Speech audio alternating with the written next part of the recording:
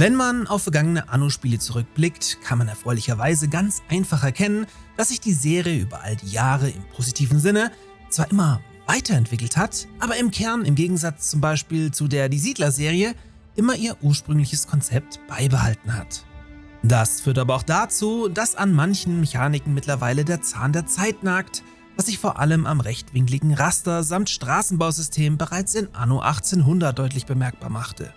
Das ist natürlich auch Ubisoft nicht entgangen, die jetzt vor der schwierigen Aufgabe standen, dieses System endlich für Anno 117 aufzubrechen, gleichzeitig aber nicht alteingesessene Fans zu vergraulen und trotzdem moderner zu wirken. Lange Rede, kurzer Sinn, alles zum neuen Straßensystem heute in einer neuen Folge Anno News in eurer Zocker-Lounge.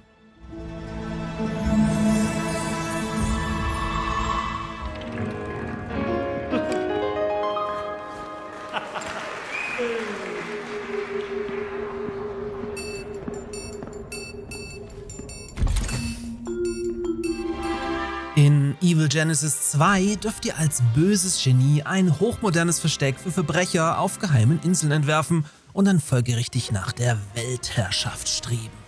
Wer also durch die Warterei auf Anno 117 aktuell auf der Suche nach einem Zeitvertreib ist, kann dem satirischen Spy-Fi-Spiel mal eine Chance geben.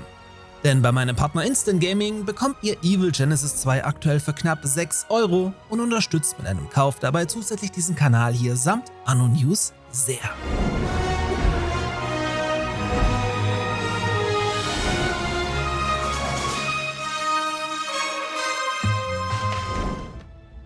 Straßen sind schon seit 1602 ein zentrales Element aller Anno-Spiele.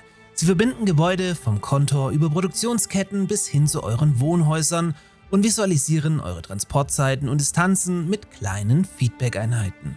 Was anfangs technisch bedingt war, nämlich das Ganze in einem festgeschriebenen quadratischen Raster ablaufen zu lassen, wurde so in allen Teilen weitergeführt, um dem Spieler, wenn er denn wollte, so leichter die Möglichkeit zu geben, eine Insel bis auf das letzte Quadratkästchen mit einer sinnvollen Aufgabe zu befüllen. Das ist Anno-DNA und damit ein krasser Unterschied zu anderen Titeln wie zum Beispiel Manor Lords, welche euch völlig frei nach Lust und Laune bauen lassen, dafür aber natürlich auch nicht so effizient gestaltet werden können. Aber keine Angst, auch Anno 117 setzt weiterhin auf dieses zu Tode optimierbare Rastersystem, verändert aber erstmals den Straßenbau hin von 90-Grad-Kurven zu weicheren 45-Grad-Winkeln und erschafft so vor allem visuell völlig neue Möglichkeiten.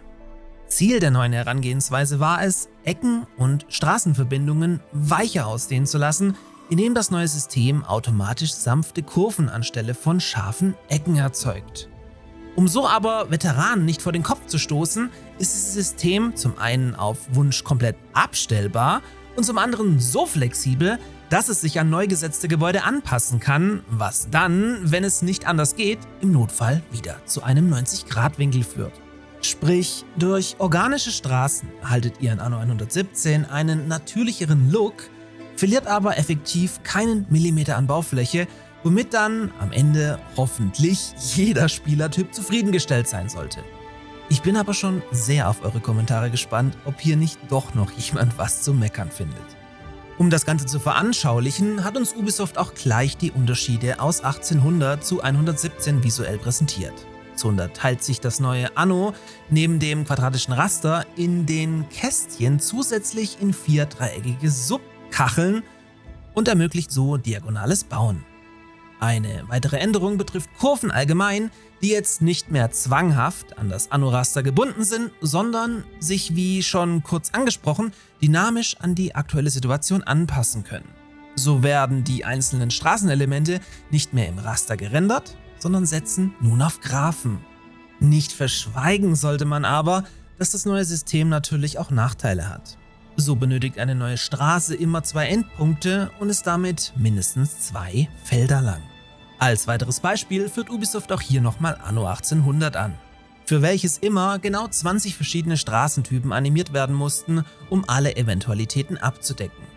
Das ist natürlich jetzt kein gangbarer Weg mehr, wie eine weitere Grafik durch unterschiedliche Farbpaletten gut die neuen hinzugekommenen Möglichkeiten demonstriert.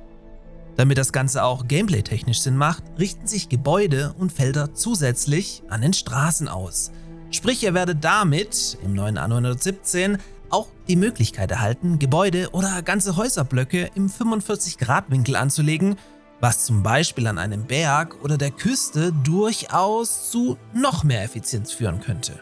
In diesem Zusammenhang wurde dann auch das Feature der Konsolenversion übernommen, mit einem Klick auf ein Gebäude während des Straßenbaus direkt eine Straße komplett ums Gebäude zu ziehen.